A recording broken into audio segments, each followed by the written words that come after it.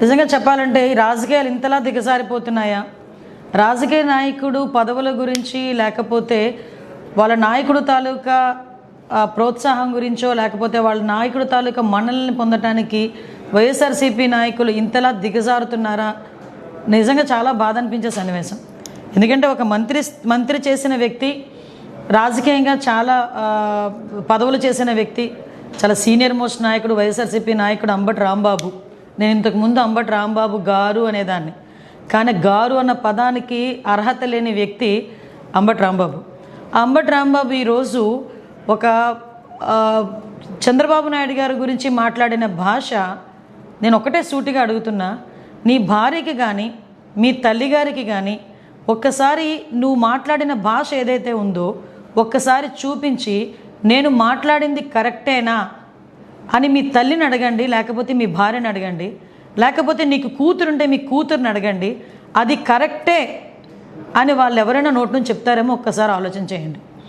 అంటే మీరు మాట్లాడే భాష నీ కుటుంబ సభ్యులు కూడా యాక్సెప్ట్ చేయలేని విధంగా ఉండేటప్పుడు, దట్టు నీ వయసు కన్నా పెద్ద వ్యక్తి, ఒక ముఖ్యమంత్రి స్థాయి వ్యక్తి, అటువంటి వ్యక్తి గురించి చాలా నీచంగా విద్వేషపూరితమైన మాటలు మాట్లాడుతూ, ఒక పక్క విధ్వంసాన్ని సృష్టించడానికి ప్రోత్సహిస్తూ, లా అండ్ ఆర్డర్ని ఎలాగైనా భగ్నం చేయాలనే ఉద్దేశంతో నువ్వు పనిన పన్నాగం చూస్తూ ఉంటే, నిజంగా మిమ్మల్ని ఏ జాతిలోకి పరిగణలోకి తీసుకోవాలో కూడా మాకు అర్థం కావట్లేదు. ఒక చెప్పాలంటే నీలాంటి గురించి మాట్లాడాలంటే కూడా సిగ్గు అనిపిస్తుంది. ఎందుకంటే ఈరోజు పోలీసులు నిన్ను అడ్డుకుంటే అసలు విషయం ఏం జరిగిందో కూడా ప్రజలందరికీ కూడా తెలియాలి. ఒక ఫ్లెక్సీలు తొలగించే విషయంలో మీరు వస్తాను అంటే డిపార్ట్మెంట్ నుంచి చాలా క్లియర్గా ఇన్స్ట్రక్షన్ వచ్చింది. మీరు అదే పని మీద కనుక అక్కడ వస్తే ఇబ్బంది పడతారు, మీరు అక్కడికి రాకూడదు అంటే మీరే స్వయంగా అంబటి రాంబాబే స్వయంగా పోలీసులకి నేను గుడికి వస్తాను, గుడి దగ్గర నుంచి బయట ప్రెస్ మీట్ మాట్లాడుకొని వెళ్ళిపోతాను, దానికి మాత్రమే డిపార్ట్మెంట్ పర్మిషన్ ఇచ్చింది.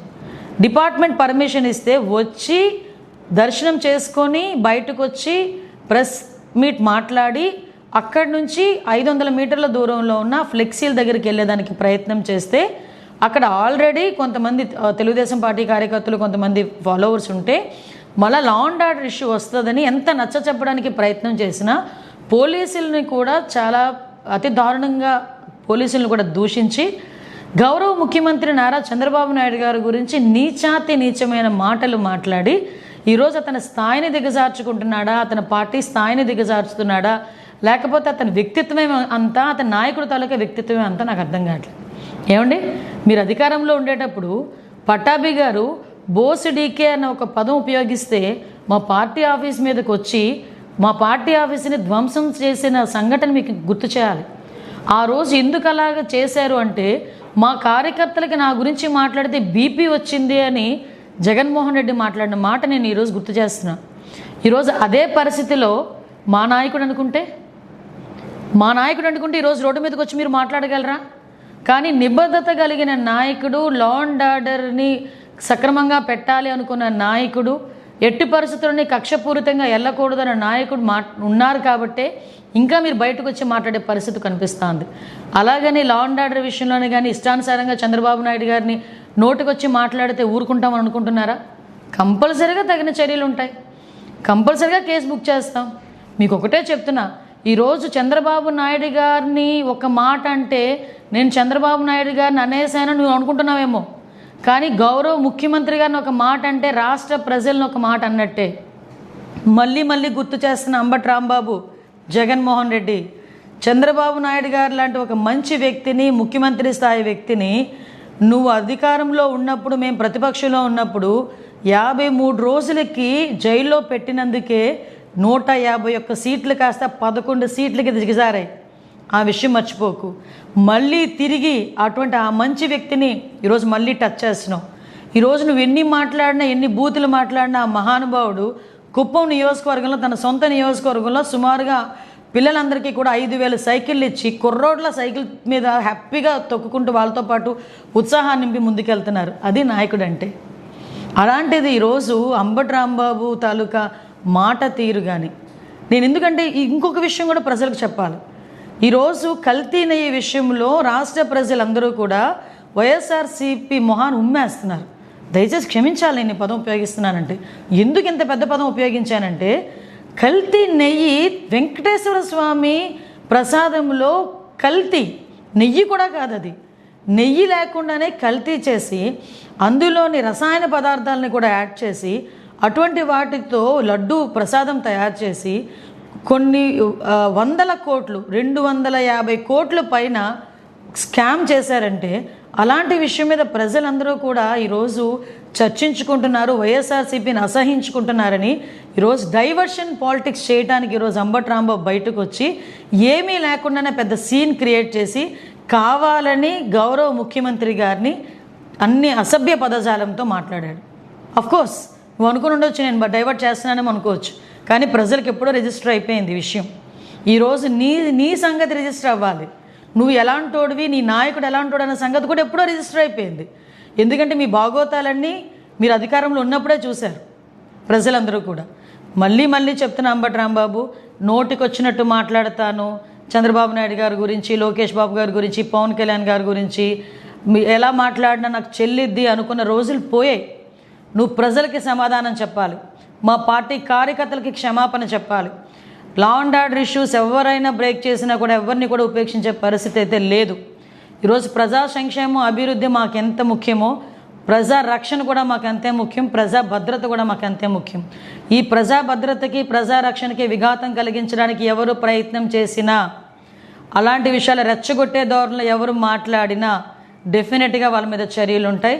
ఈ విషయంలోని కొంచెం జాగ్రత్త వహించాల్సిందిగా మాత్రం హెచ్చరిస్తున్నాం. రెచ్చగొట్టి కావాలని ఎటువంటి పదజాలాన్ని ఇవాళ వాళ్ళు ఖండిస్తున్నారో అటువంటి పదజాలాన్ని ముందుగా ప్రథమంగా ఆయన మీద ప్రయోగించి ఆయన్ని రెచ్చగొట్టే ప్రయత్నం చేశారు. ఆ రెచ్చగొట్టిన ఆ హీట్ ఆఫ్ ద మూమెంట్ లో ఆయన ఒక రకంగా రియాక్ట్ అవడం జరిగింది. దాన్ని వెంటనే ప్రెస్ మీట్ పెట్టి, ఇంటికి వచ్చిన వెంటనే కూడా ఆయన ప్రెస్ మీట్ పెట్టి నేను అలా అనుండాల్సింది కాదు అని క్లియర్ గా ఆయన చెప్పారు. నేను అన్నది చంద్రబాబు గారిని కాదు, నేను నా మీద దాడికి వచ్చిన వాళ్ళని నేను అన్నాను, ఆయన ప్రజల చేత ఎన్నిక అవ్వబడినటువంటి సీఎం, ఆయన అనే ఉద్దేశం నాకు లేదు అని ఆయన వెంటనే చెప్పారు. ఇలా చెప్పే దమ్ము ఎవరికుందండి? ఇంతకు ముందు చంద్రబాబు నాయుడు గారు నేను రాజకీయాలు మాట్లాడాలని కాదు, నేను ప్రత్యక్ష రాజకీయాల్లో లేను, ఈ సందర్భంలో అది ప్రస్తావించాల్సిన అవసరం ఉంది, దానికి ఒక ప్రాముఖ్యత ఉంది. చంద్రబాబు గారు ఒక పబ్లిక్ మీటింగ్ లో మాట్లాడుతూ జగన్ గారిని ఉద్దేశించి ఆయన ఒక మాట అనడం జరిగింది, నీ పుట్టుకే తప్పుడు పుట్టుక అని. ఇది హీట్ ఆఫ్ ద మూమెంట్ లో అన్న మాట కాదండి, చాలా ప్రిపేర్డ్ గా ఒక పబ్లిక్ మీటింగ్ లో ఆయన దీన్ని మాట్లాడారు. దాని గురించి ఆయన ప్రెస్ మీట్ పెట్టి నేను అలా అనుండాల్సింది కాదని ఎప్పుడైనా చెప్పారా?